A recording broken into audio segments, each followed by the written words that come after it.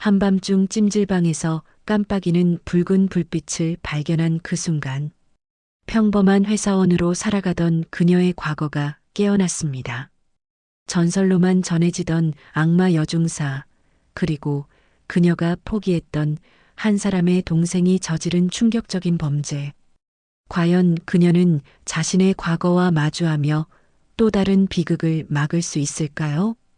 오늘의 이야기 시작합니다. 밤 10시가 넘어서야 찜질방은 진짜 모습을 드러냅니다. 낮에 북적거림이 가라앉고 하루 종일 쌓인 피로를 풀러온 사람들만이 남아 있었습니다.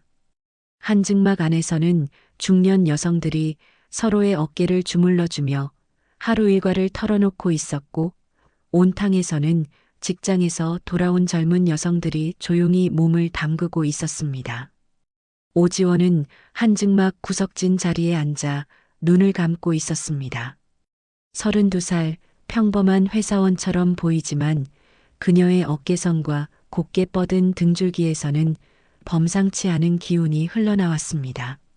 한증막의 뜨거운 열기가 온몸을 감싸도 그녀는 전혀 흐트러짐 없이 자세를 유지하고 있었습니다. 마치 오랜 시간 단련된 몸이 이런 환경에 익숙해져 있는 것처럼 말입니다. 지원아, 또 그런 표정으로 앉아 있구나. 지연이 딸 옆에 자리를 잡으며 말했습니다. 60살의 어머니는 딸보다 먼저 찜질방에 와서 이미 몸을 충분히 풀어놓은 상태였습니다. 지연의 얼굴에는 세월의 흔적이 깊게 새겨져 있었지만 그 눈빛만은 여전히 또렷하고 강인했습니다. 어머니, 전 괜찮아요. 지원이 눈을 뜨며 대답했습니다. 하지만 그녀의 눈빛에는 여전히 어떤 경계심이 남아 있었습니다. 주변을 훑어보는 시선이 무의식적으로 예리해지는 것을 스스로도 느끼고 있었습니다. 지연은 딸의 손을 가볍게 잡았습니다. 넌 지금이 제일 잘 어울려. 그 눈빛은 그만 내려놔도 돼. 아직 못 놓겠어요. 지원이 작은 목소리로 답했습니다. 어딘가에 아직 악취가 남아 있어요. 지연은 더 이상 묻지 않았습니다.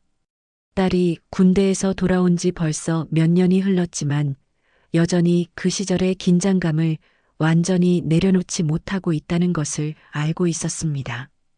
특히 여성들만 있는 공간에서도 항상 주변을 살피는 습관은 좀처럼 사라지지 않았습니다. 한증막 밖에서는 찜질방 직원들이 마지막 청소를 시작하고 있었습니다. 송 과장이 로비를 둘러보며 하루 매출을 정리하고 있었고, 청소부 아주머니들은 이미 사용이 끝난 구역부터 차례로 정리해 나가고 있었습니다. 평범한 찜질방의 평범한 밤이 흘러가고 있었습니다. 그런데 그 평범함 속에 누군가가 조용히 움직이고 있었습니다. 로비 한쪽 구석에서 신문을 읽는 척하며 앉아있던 남성이 슬그머니 자리에서 일어났습니다. 박준서 28살의 그는 겉보기에는 퇴근 후 찜질방에 들른 평범한 직장인처럼 보였습니다. 단정한 와이셔츠에 검은색 슬랙스, 손에는 작은 가방을 들고 있었습니다. 준서는 천천히 복도를 걸어 나갔습니다. 찜질방 직원들의 동선을 이미 며칠 전부터 파악해둔 상태였습니다. 이 시간이면 여성 전용 구역의 청소가 끝나고 다음 청소까지는 약 1시간 정도의 공백이 생깁니다. 그 시간이 바로 그가 기다려온 순간이었습니다. 복도 끝 계단에서 그는 잠시 멈춰 섰습니다. 가방에서 작은 기계를 꺼내 들고 주변을 살폈습니다. CCTV 사각지대를 이미 확인해둔 터였습니다. 이 찜질방은 오래된 건물이라 보안 시설이 완벽하지 않았고, 특히 여성 전용 구역 근처에는 의도적으로 카메라가 설치되지 않은 곳들이 있었습니다. 한증막 안에서 지원은 여전히 눈을 감고 있었지만 귀는 바깥 소리에 집중하고 있었습니다. 오랜 훈련으로 몸에 밴 습관이었습니다.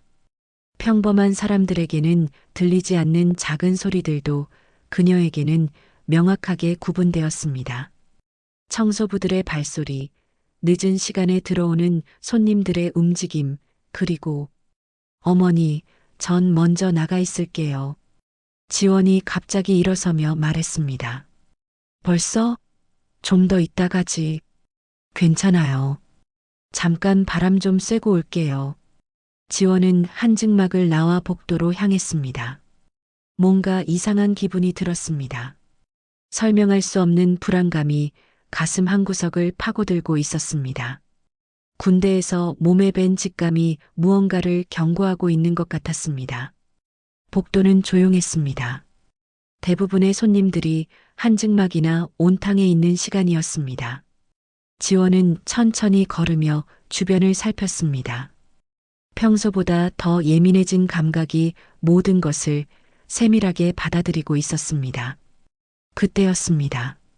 복도 끝에서 희미한 불빛이 깜빡이는 것이 보였습니다. 작고 붉은 점 같은 불빛이었습니다. 지원의 발걸음이 멈췄습니다. 지원은 그 작은 불빛을 향해 조심스럽게 다가갔습니다. 발걸음을 최대한 죽이고 호흡도 가능한 한 얕게 만들면서 벽에 바짝 붙어 움직였습니다. 군대에서 수없이 반복했던 은밀 접근법이 자연스럽게 몸에서 나왔습니다. 불빛의 정체는 생각보다 가까운 곳에 있었습니다. 여성 전용 휴게실 입구 근처 화분 뒤편에 숨겨진 작은 기계에서 붉은 점이 깜빡이고 있었습니다. 지원의 눈이 순간 날카로워졌습니다. 그것은 분명히 카메라였습니다. 이런 곳에 왜 카메라가? 지원은 주변을 더 자세히 살펴봤습니다. 찜질방 곳곳에 설치된 정식 보안 카메라들과는 전혀 다른 모양이었습니다. 크기도 훨씬 작고 위치도 사람들이 쉽게 발견할 수 없는 은밀한 곳에 숨겨져 있었습니다. 더욱이 그 각도는 여성들이 휴식을 취하는 공간을 정확히 겨냥하고 있었습니다. 순간 지원의 등줄기에 차가운 기운이 흘렀습니다. 이것은 불법 촬영 장비였습니다. 바로 그때 복도 저편에서 발소리가 들려왔습니다. 지원은 재빠르게 몸을 숨겼습니다. 누군가가 이쪽으로 오고 있었습니다.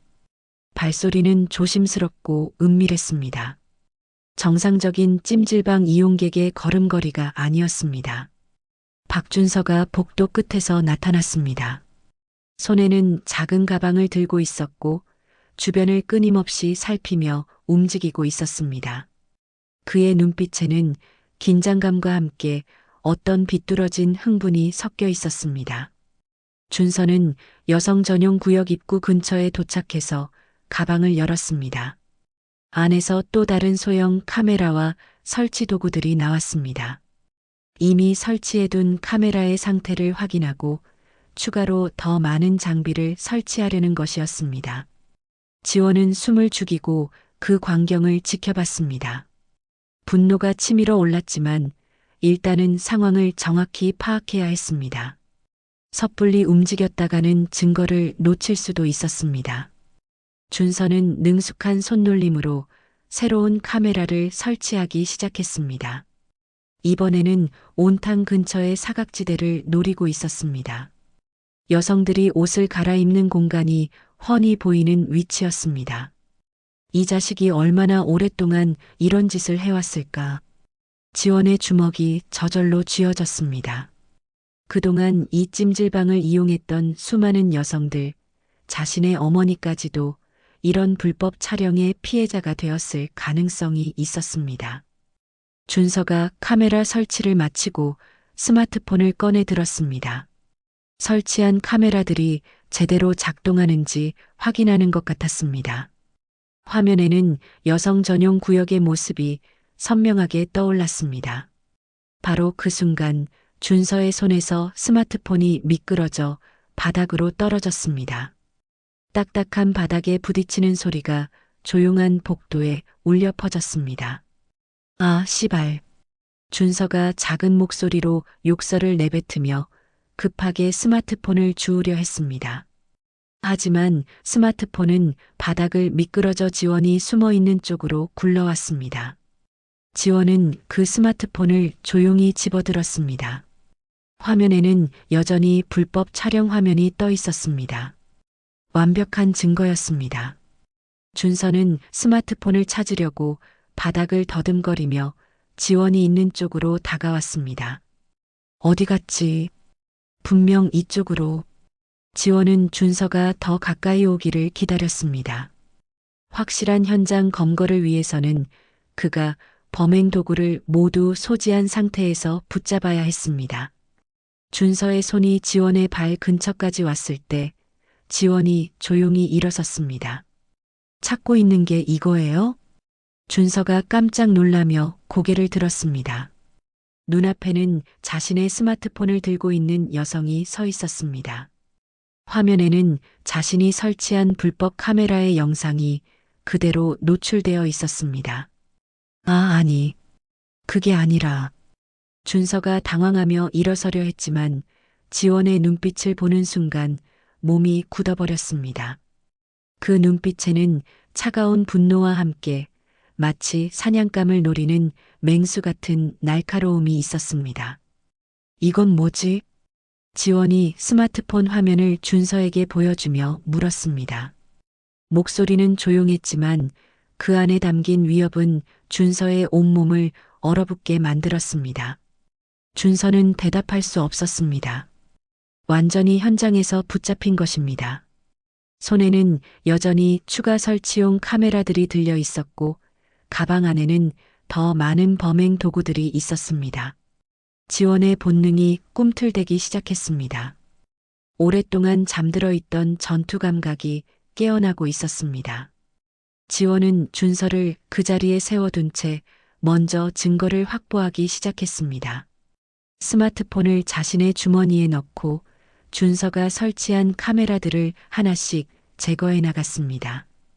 준서는 꼼짝없이 서서 그 모습을 지켜볼 수밖에 없었습니다. 움직이지 마세요. 한 발짝이라도 움직이면 바로 경찰 부릅니다. 지원의 목소리에는 군대에서 훈련병들을 통제할 때의 위압감이 그대로 담겨 있었습니다. 준서는 그 기세에 눌려 아무것도 할 수 없었습니다. 지원은 총 4개의 카메라를 발견했습니다.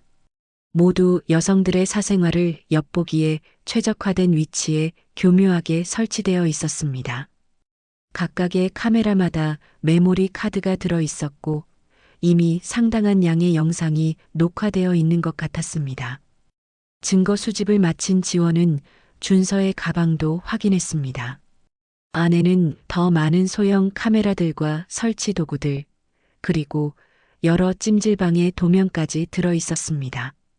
이곳만이 아니라 다른 곳에서도 같은 범행을 저질렀다는 증거였습니다. 따라오세요. 지원이 준서를 데리고 관리 사무실로 향했습니다. 송 과장은 늦은 시간까지 남아서 장부 정리를 하고 있었습니다. 50대 초반의 그는 찜질방 운영에만 관심이 있을 뿐 이런 사건에는 되도록 관여하고 싶어 하지 않는 전형적인 기성세대 남성이었습니다. 과장님, 잠깐 시간 좀 내주세요. 지원이 사무실 문을 두드렸습니다. 송 과장이 고개를 들어 지원을 보더니 귀찮다는 표정을 지었습니다. 뭔 일이에요? 지금 바쁜데. 이 사람이 찜질방에 불법 카메라를 설치했습니다. 증거도 다 있어요. 지원이 수거한 카메라들과 스마트폰을 책상 위에 올려놓았습니다. 송 과장은 그것들을 대충 훑어본 뒤 한숨을 내쉬었습니다. 아, 이런 골치 아픈 일이. 그냥 조용히 치워요. 괜히 소문나면 장사 안 돼요. 지원은 자신의 귀를 의심했습니다. 분명한 범죄 증거를 앞에 두고도 조용히 넘어가자는 반응이었습니다. 과장님, 이게 장난이라고 생각하세요? 이 찜질방을 이용하는 모든 여성들이 피해자라고요. 그래도 경찰까지 부르면 너무 시끄러워져요. 그냥 이 사람한테 다시는 안 그러겠다고 약속받고 끝내면 안 될까요? 송 과장의 말에 지원의 분노가 폭발 직전까지 치솟았습니다. 이런 안일한 태도 때문에 성범죄가 은밀하게 지속되고 있다는 것을 깨달았습니다. 지원은 송 과장을 똑바로 쳐다보며 말했습니다. 그 순간 그녀의 눈빛과 목소리에서는 과거 훈련소 교관으로서의 권위가 되살아났습니다. 이 구역, 지금부터 제 통제하에 들어갑니다. 송 과장이 당황하며 반문했습니다. 뭐, 당신이 뭔데 그런 말을. 전 육군 특수임무여단 교관. 여길 침투한 적이 있어요. 지원의 말에 송 과장과 준서 모두 입을 다물었습니다. 특수임무여단이라는 말만으로도 충분히 위압적이었는데 그녀의 분위기는 그것이 결코 허풍이 아니라는 것을 보여주고 있었습니다. 침투했다고요? 아니, 훈련차 가상의적 거점을 정찰하는 훈련을 했던 거예요. 그때 이런 복합시설의 사각지대를 모두 파악하는 법을 배웠습니다. 지원은 주머니에서 준서의 스마트폰을 꺼내 들었습니다. 화면에는 여전히 불법 촬영 영상들이 저장되어 있었습니다. 이놈이 얼마나 체계적으로 이런 짓을 해왔는지 보세요. 단순한 우발적 범죄가 아니에요. 계획적이고 지속적인 성범죄입니다. 송 과장은 여전히 망설이고 있었습니다. 그래도 경찰까지는 난 잡을 겁니다. 지원의 단호한 말에 사무실 안이 조용해졌습니다. 그녀의 결심은 확고했습니다. 준서가 그때까지 조용히 있다가 갑자기 입을 열었습니다. 저는 그냥 실수로. 실수? 지원이 준서를 쏘아보며 말했습니다. 4개의 카메라를 설치하고 다른 찜질방 도면까지 준비해 온 게 실수라고요? 준서는 더 이상 변명할 수 없었습니다. 증거가 너무나 명확했습니다. 지원은 송 과장에게 다시 말했습니다. 과장님이 신고하지 않으시면 제가 직접 하겠습니다. 이런 일을 그냥 넘어갈 수는 없어요. 송 과장이 결국 한숨을 내쉬며 말했습니다. 알겠어요. 경찰 부르죠. 하지만 지원은 뭔가 이상함을 느꼈습니다. 준서의 표정에서 당황함보다는 오히려 계산적인 무언가가 보였습니다. 마치 이런 상황에 대비해둔 것처럼 보였습니다. 잠깐만요. 지원이 준서를 자세히 살펴봤습니다. 당신, 이런 일이 처음이 아니죠? 준서는 대답하지 않았지만 그의 침묵이 답이었습니다. 지원은 이 상황이 단순하지 않다는 것을 직감했습니다. 준서의 침착한 태도, 체계적인 범행 방법, 그리고 다른 장소의 도면까지 이 모든 것이 경험 많은 상습범의 특징을 보여주고 있었습니다. 이 자식을 제대로 조사해 봐야겠어. 지원의 눈빛이 더욱 날카로워졌습니다. 경찰이 오기까지는 시간이 걸릴 것 같았습니다. 송 과장이 신고 전화를 걸었지만 늦은 시간이라 출동하는데 최소 30분은 기다려야 한다는 답변이 돌아왔습니다. 지원은 그 시간을 그냥 보낼 생각이 없었습니다. 과장님, 이 사람 감시는 제가 하겠습니다. 혹시라도 도망갈 수 있으니까요. 송 과장은 그러라며 손을 흔들었습니다. 벌써부터 이런 일에 엮인 것을 후회하고 있는 표정이었습니다. 지원은 준서를 데리고 사무실을 나왔습니다. 복도 끝 한증막 근처에는 작은 휴게 공간이 있었습니다. 거기서 경찰을 기다리는 것이 좋겠다고 판단했습니다. 거기 앉아요. 준서는 순순히 의자에 앉았습니다.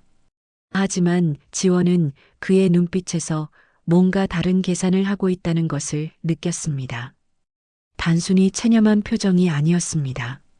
지원은 준서 맞은편에 앉으며 그를 관찰하기 시작했습니다. 겉으로는 평범한 회사원 같았지만 자세히 보니 이상한 점들이 보였습니다.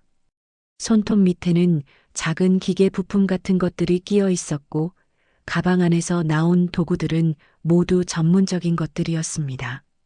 당신, 이런 일이 직업이에요? 지원의 질문에 준서는 고개를 저었습니다. 아니에요. 그럼 취미?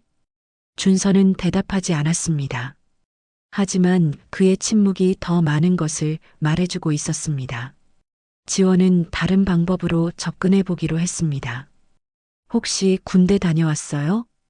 이번에는 준서의 눈빛이 순간 흔들렸습니다. 왜?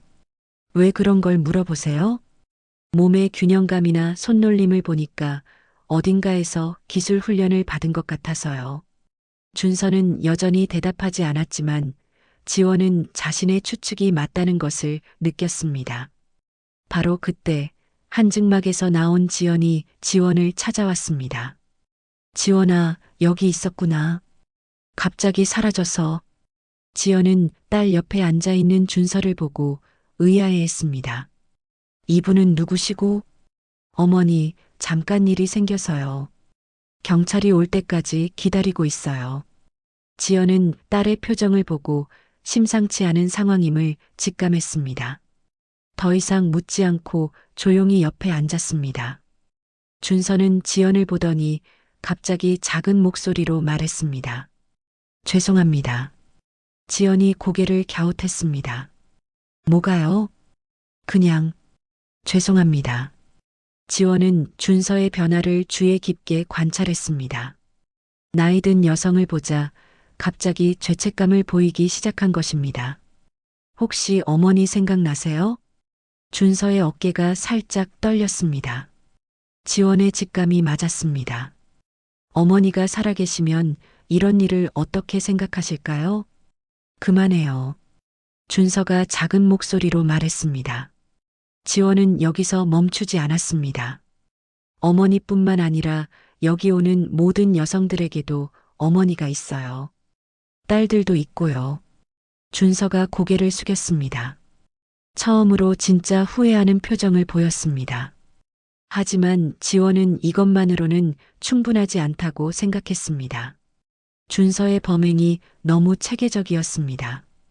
단순한 충동적 범죄가 아니었습니다. 솔직히 말해보세요. 언제부터 이런 일을 해왔어요? 준서는 한참 동안 말이 없었습니다. 그러다가 작은 목소리로 입을 열었습니다.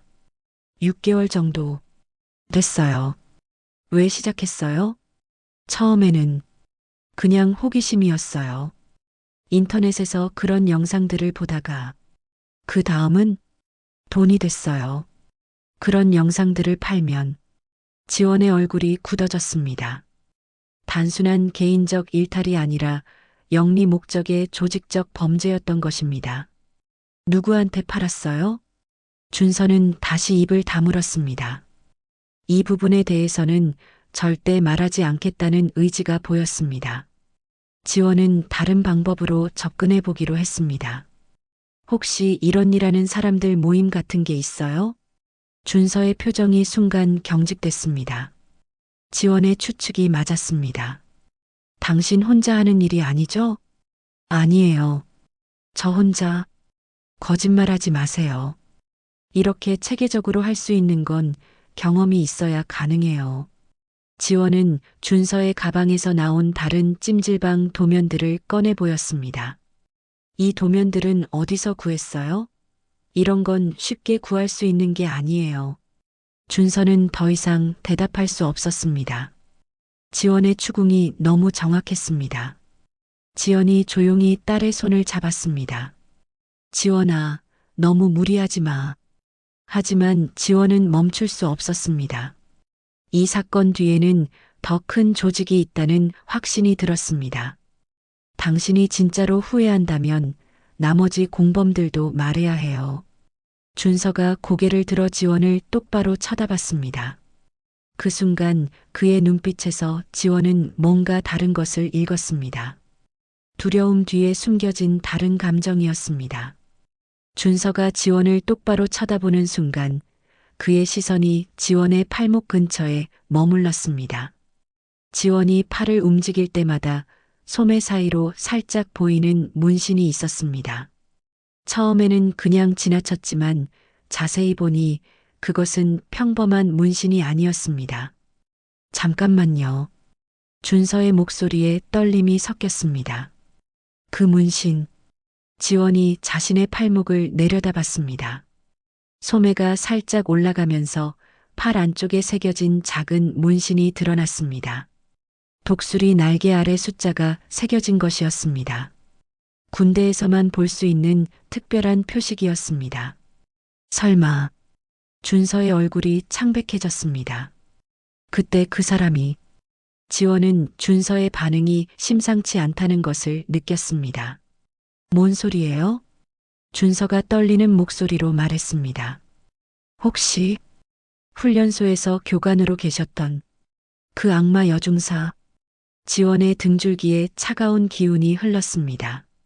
악마 여중사라는 별명은 훈련소에서 그녀에게 붙여진 이름이었습니다. 특히 문제가 있는 훈련병들을 담당할 때 보여준 강인함 때문에 생겨난 별명이었습니다. 당신이 어떻게 그 별명을? 제 형이 그때 그곳에 있었어요. 준서의 말에 지원의 머릿속에 과거의 기억들이 스쳐 지나갔습니다. 몇 년 전 훈련소에서 담당했던 수많은 훈련병들 중에서 특별히 문제가 많았던 몇 명이 떠올랐습니다. 박준호. 지원이 작은 목소리로 중얼거렸습니다. 준서의 눈이 커졌습니다. 맞아요. 박준호가 제 형이에요. 지원의 기억 속에서 박준호의 모습이 선명하게 되살아났습니다. 훈련 중에도 계속 문제를 일으키던 훈련병이었습니다. 다른 동료들을 괴롭히고 규율을 어기고 심지어 여성 교관들에게 성희롱에 가까운 언행을 일삼던 인물이었습니다. 그 형이 지금 어디 있어요? 준서의 얼굴이 일그러졌습니다. 죽었어요. 작년에. 지원은 말을 잃었습니다. 준서가 이어서 말했습니다. 형이 탈영한 뒤에 이런저런 일들을 하다가 결국 감옥에 갔어요. 몰카 촬영 때문에. 지원의 가슴이 무겁게 내려앉았습니다. 박준호의 탈영 사건은 그녀에게도 큰 충격이었습니다. 자신이 교육시키던 훈련병이 탈영을 했다는 것은 교관으로서 큰 책임감을 느끼게 하는 일이었습니다. 형이 감옥에서 죽었어요. 다른 죄수들한테. 성범죄자들은 감옥에서도 따돌림 받잖아요. 준서의 목소리에 분노와 슬픔이 섞여 있었습니다. 그래서 복수하려고 이런 일을 시작한 거예요? 처음에는 그런 생각이 있었어요. 형을 그렇게 만든 사회에 대한 복수라고. 특히 여자들에 대한. 지원은 준서의 말을 들으며 복잡한 감정에 휘말렸습니다. 박준호의 문제는 그녀도 해결하지 못했던 숙제였습니다. 더 강하게 교육했어야 했는지 아니면 다른 방법이 있었는지 늘 고민했던 사안이었습니다. 지연이 딸의 표정 변화를 감지하고 조용히 손을 잡았습니다. 지원아, 무슨 일이야? 지원은 어머니에게 간단히 상황을 설명했습니다. 과거 자신이 담당했던 훈련병의 동생이라는 것, 그리고 그 형이 결국 성범죄로 인해 비참한 최후를 맞았다는 것을. 하지만 그게 당신이 같은 범죄를 저지를 이유가 되나요? 지원이 준서에게 물었습니다. 하지만 그녀의 목소리에는 이전보다 더 복잡한 감정이 담겨 있었습니다. 저도 알아요. 말이 안 된다는 거. 하지만 형이 죽고 나서 너무 화가 났어요. 형을 그렇게 만든 모든 것들이. 당신 형을 그렇게 만든 건 다른 사람들이 아니에요. 본인의 선택이었어요. 지원의 말은 단호했지만 마음 한구석에서는 자책감이 올라오고 있었습니다. 정말로 박준호를 구할 방법이 없었을까 하는 생각이 들었습니다. 교관님이 더 강하게 했어야 했나요? 준서의 질문에 지원은 대답할 수 없었습니다. 그것은 그녀 자신이 수없이 던져왔던 질문이었습니다. 아니면 포기하지 말았어야 했나요? 지원의 눈에 눈물이 맺혔습니다. 박준호는 그녀가 결국 포기했던 훈련병 중 하나였습니다. 너무 많은 문제를 일으키고 다른 훈련병들에게까지 나쁜 영향을 미치자 결국 다른 부대로 전속시켰던 것입니다. 내가 놓았던 한 명. 지원이 작은 목소리로 중얼거렸습니다. 준서는 지원의 변화된 표정을 보며 계속 말했습니다. 형이 죽기 전에 마지막으로 한 말이, 그때 그 여중사가 끝까지 포기하지 않았다면 자신도 달라졌을 거라고. 지원의 마음이 무너져 내렸습니다. 자신이 포기한 사람이 결국 파멸의 길을 걸었고 그 여파가 동생에게까지 이어져 또 다른 범죄를 만들어낸 것입니다. 그래서 저도 형처럼 되는 게 당연하다고 생각했어요. 어차피 구원받을 수 없는 인간이라고.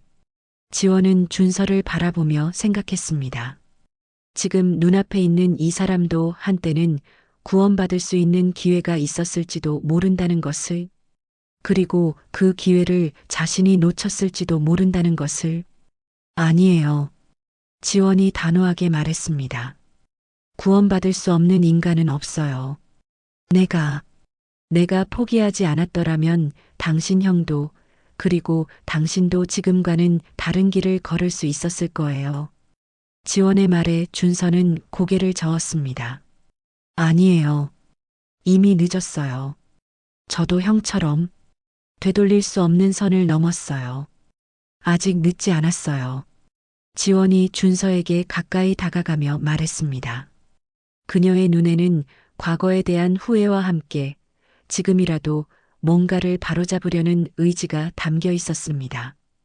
당신 형은 제가 포기했어요. 너무 힘들었거든요.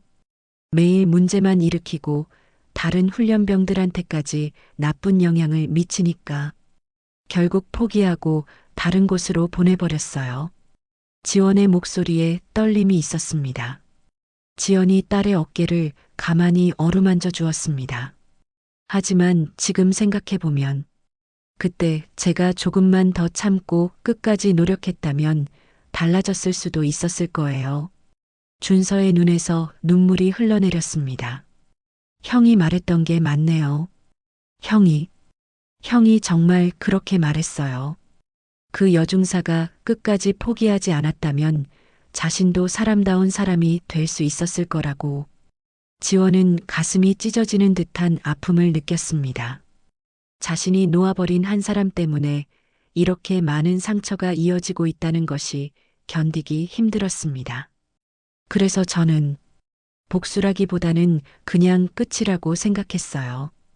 어차피 구원받을 수 없는 인간이니까 그냥 끝까지 나쁜 짓이나 하다가 죽자고. 그건 복수가 아니에요. 지원이 말했습니다. 그건 그냥 또 다른 피해자를 만드는 거예요.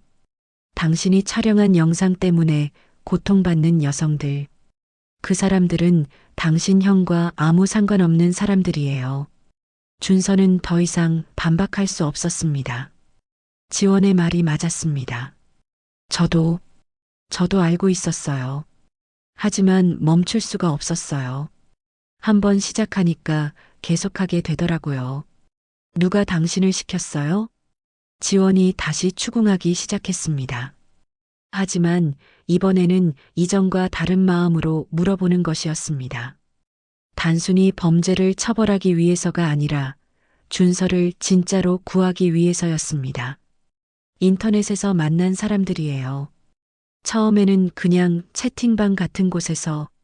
그 사람들이 당신을 이용한 거예요. 알고 있어요. 하지만 그때는 다른 선택이 없다고 생각했어요. 지원은 준서를 바라보며 과거 박준호의 모습을 떠올렸습니다.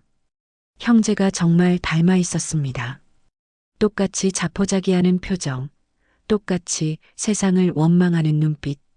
하지만 지금의 준서에게서는 박준호에게서 볼 수 없었던 것이 보였습니다. 진정한 후회였습니다. 당신은 형과 달라요. 지원이 말했습니다. 당신은 진짜로 후회하고 있어요. 당신 형은 끝까지 자신이 옳다고 주장했거든요. 준서가 고개를 들어 지원을 쳐다봤습니다. 정말 아직 늦지 않았을까요? 늦지 않았어요. 하지만 조건이 있어요. 지원이 단호하게 말했습니다. 당신을 이용한 그 사람들을 모두 말해야 해요. 그리고 지금까지 촬영한 모든 영상을 없애야 하고 다시는 이런 일을 하지 않겠다고 약속해야 해요. 준서는 한참 동안 망설였습니다. 그 사람들을 배신하는 것이 두려웠습니다.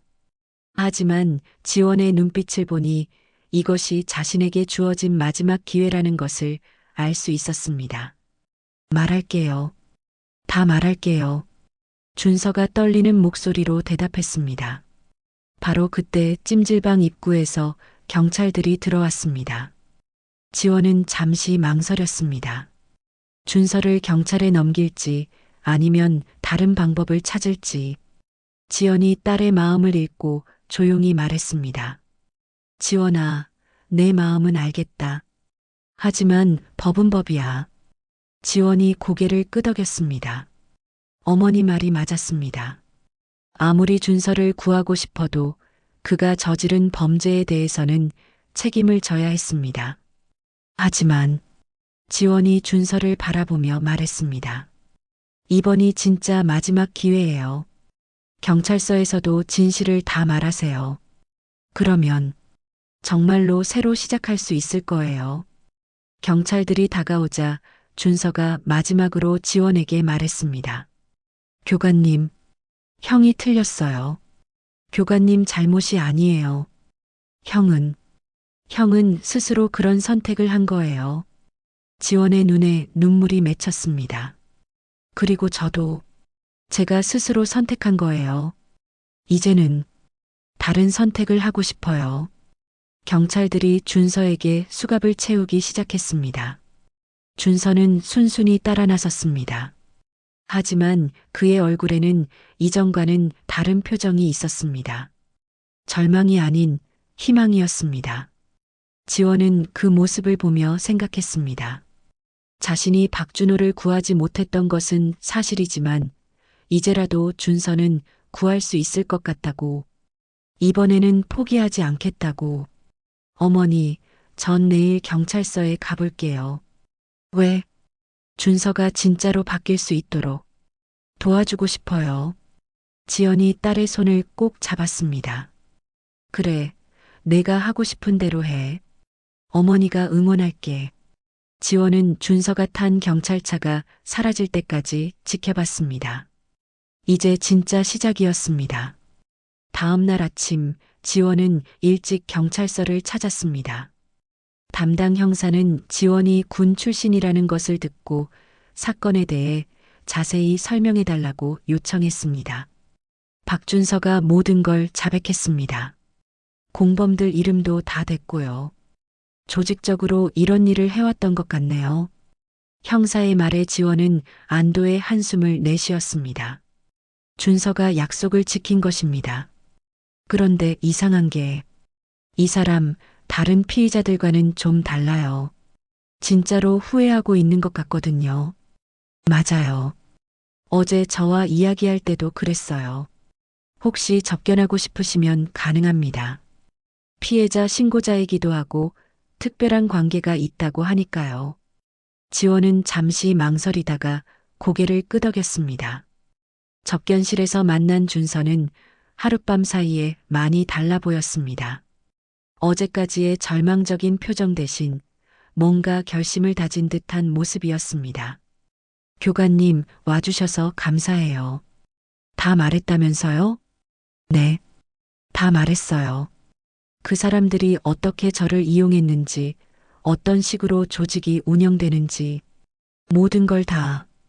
지원은 준서의 눈을 똑바로 쳐다봤습니다. 후회하지 않아요? 아니요. 이제야 진짜 형한테 사과할 수 있을 것 같아요. 형이 잘못된 길로 갔다고 해서 저까지 그래야 할 이유는 없었잖아요. 지원은 준서에게서 진정한 변화를 느꼈습니다. 어제까지만 해도 자포자기했던 사람이 하루 만에 이렇게 달라질 수 있다는 것이 놀라웠습니다. 다음은 없어요. 이건 당신이 버텨야 할 훈련소예요. 지원의 말에 준서가 작은 미소를 지었습니다. 알고 있어요. 이번에는 끝까지 해낼게요. 접견을 마치고 나온 지원은 바로 찜질방으로 향했습니다. 어제 일이 있었던 곳을 다시 보고 싶었습니다. 찜질방에 도착하니 송 과장이 반갑게 인사했습니다. 어제는 정말 고생 많으셨어요. 덕분에 큰일을 막았네요. 과장님, 보안 시설 좀 더 강화하시는 게 좋을 것 같아요. 그래야겠네요. 사실 어제 일 때문에 밤새 생각해 봤는데 제가 너무 안일했던 것 같아요. 송 과장의 태도도 변해 있었습니다. 어제까지만 해도 일을 키우기 싫어했던 사람이 이제는 적극적으로 대처하려는 모습을 보였습니다. 그리고 혹시 가능하시면 가끔 와서 순찰 좀 도와주실 수 없을까요? 물론 돈은 드릴게요. 지원은 잠시 생각해 봤습니다. 나쁘지 않은 제안이었습니다. 이런 일이 다시 생기지 않도록 예방하는 것도 의미 있는 일이었습니다. 한번 생각해 볼게요. 오후가 되자 찜질방에는 평소보다 더 많은 손님들이 몰려들었습니다. 어제 사건 소식이 동네에 퍼지면서 오히려 안전한 곳이라는 인식이 생긴 것 같았습니다. 여기가 그 불법 카메라 잡은 곳이죠? 네, 맞아요. 어제 용감한 여성분이 현장에서 잡으셨대요. 손님들 사이에서 어제 일에 대한 이야기가 오가고 있었습니다. 지원은 그 이야기를 들으며 묘한 기분이 들었습니다. 저녁 시간이 되자 지연이 찜질방에 도착했습니다. 오늘은 일찍 왔네? 어머니, 어제 일 때문에 기분이 좀 이상해서요. 많이 힘들었지? 힘든 것보다는 뭔가 해야 할 일을 찾은 것 같아요. 지연은 딸의 표정을 보며 미소를 지었습니다. 그래, 내가 찾던 게 그런 거였구나. 네. 군대 나온 뒤로 계속 뭔가 부족하다고 했잖아. 그게 이런 거였던 모양이네.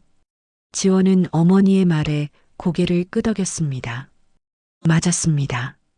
평범한 일상에서 느꼈던 공허함의 정체가 바로 이것이었습니다.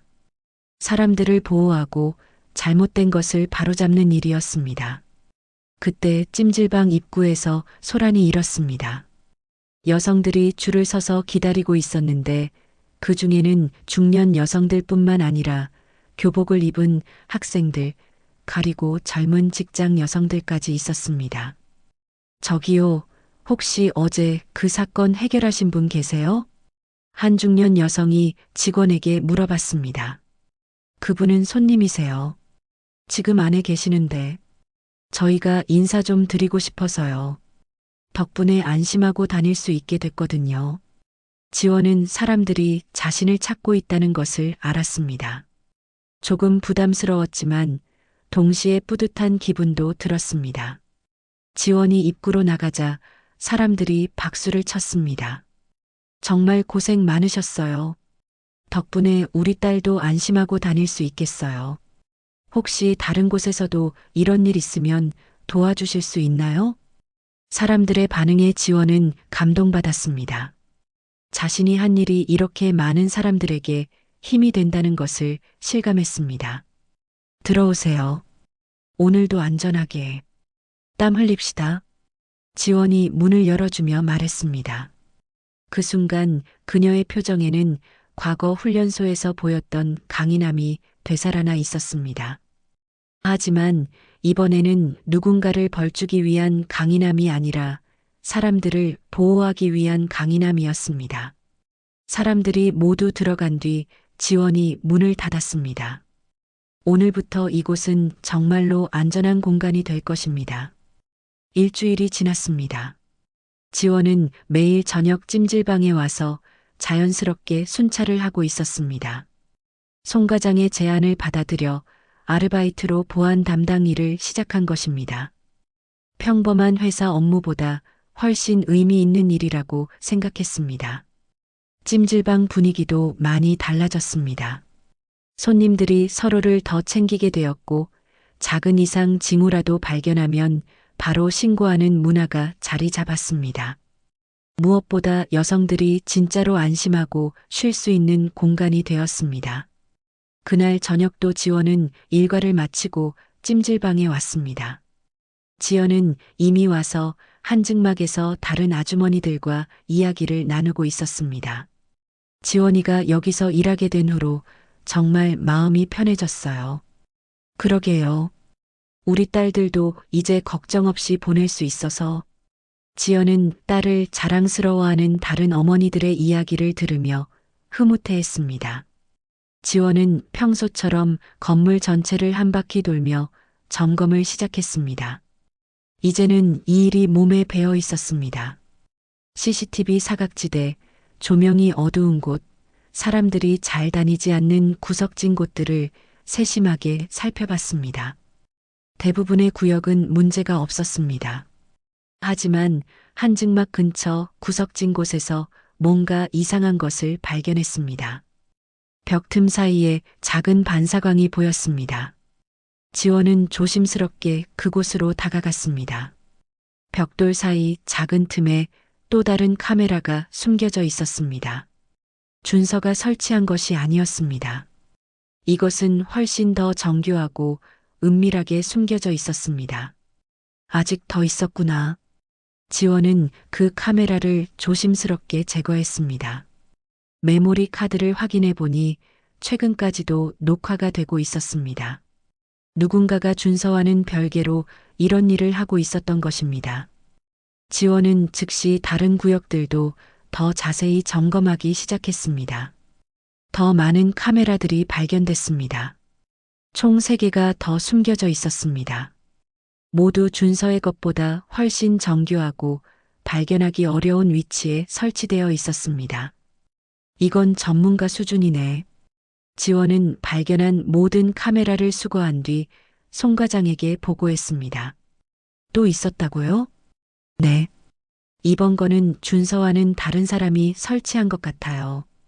훨씬 더 전문적이에요.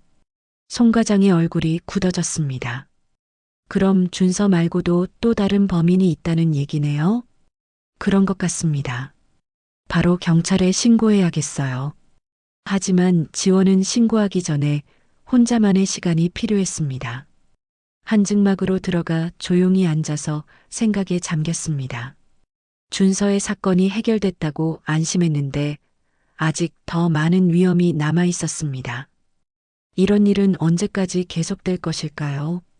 한 명을 잡으면 또 다른 사람이 나타나고 그런 식으로 끝없이 반복되는 걸까요? 그때 지연이 한증막으로 들어왔습니다. 무슨 일이야? 표정이 좋지 않네. 지원은 어머니에게 오늘 발견한 일을 설명했습니다. 지연은 딸의 이야기를 조용히 들은 뒤 말했습니다. 내가 저 아이 한 명 살렸구나. 뭐요? 준서 말이야. 그 아이 어제 면회 왔었어. 지원은 깜짝 놀랐습니다.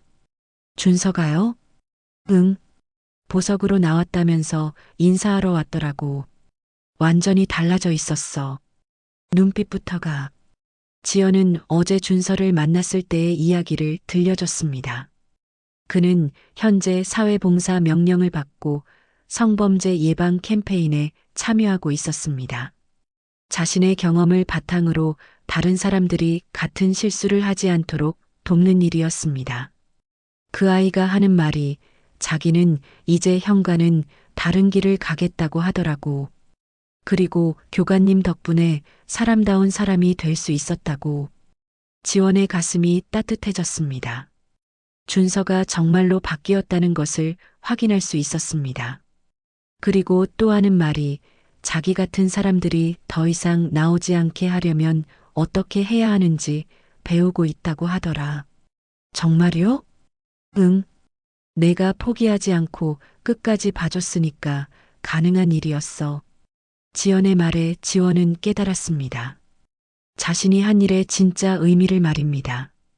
살렸는지는 모르겠어요. 근데 나 자신은 조금 되찾은 것 같아요. 지원이 작은 목소리로 말했습니다. 뭘? 군대에서 잃어버렸던 것 같은 느낌이 있었거든요. 사람을 구하는 일 대신 통제하고 벌 주는 일만 했으니까. 근데 이번에 준서를 도우면서 진짜로 사람을 구한다는 게 뭔지 알 것 같아요. 지연이 딸의 손을 잡았습니다. 그래, 그게 내 진짜 모습이야. 한증막을 나온 지원은 마지막으로 오늘 발견한 카메라가 있던 곳을 다시 확인해 봤습니다. 벽 틈을 자세히 살펴보다가 또 다른 작은 렌즈를 발견했습니다. 정말 마지막 하나였습니다. 지원은 그 렌즈를 꺼내 손에 들었습니다. 이렇게 작은 것이 얼마나 많은 사람들에게 상처를 줄 수 있는지 생각하니 화가 났습니다. 끝까지 본다. 내 눈으로. 지원이 그 렌즈를 바닥에 던지며 말했습니다. 렌즈가 바닥에 떨어지면서 산산조각 났습니다. 이제 정말로 끝이었습니다. 하지만 동시에 새로운 시작이기도 했습니다. 지원은 앞으로도 이런 일들과 맞서 싸울 준비가 되어 있었습니다. 더 이상 피해자가 생기지 않도록, 그리고 준서 같은 사람들이 구원받을 수 있도록. 찜질방 문을 나서며 지원은 뒤돌아봤습니다. 이곳은 이제 정말로 안전한 공간이 되었습니다. 그리고 자신도 진짜로 사람을 보호하는 사람이 되었습니다. 지원의 용기 있는 선택이 한 사람의 인생을 바꿨습니다. 때로는 포기했던 과거를 되돌아보고 다시 한번 손을 내밀어주는 것만으로도 누군가에게는 구원이 될 수 있습니다. 여러분도 일상 속에서 작은 용기를 발휘해 누군가를 도울 기회가 있다면 망설이지 마세요. 이런 감동적인 이야기가 마음에 드셨다면 좋아요와 구독 버튼을 눌러주시고 댓글로 여러분의 생각을 들려주세요. 다음에도 더욱 감동적인 이야기로 찾아뵙겠습니다.